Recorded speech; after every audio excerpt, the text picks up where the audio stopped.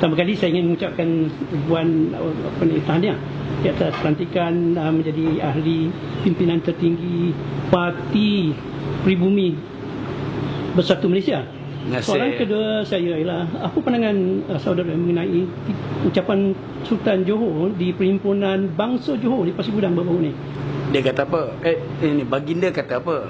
Baginda cuma membangkitkan ketidakpuasan hati Baginda mengenai parti baru yang dikatakan membawa virus yang boleh mengakibatkan perpecahan kaum.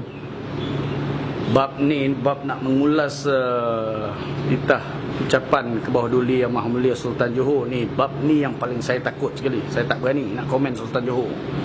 Saya rakyat Mahain, mana layak saya nak komen Sultan Johor, seorang sultan yang paling hebat di Malaysia.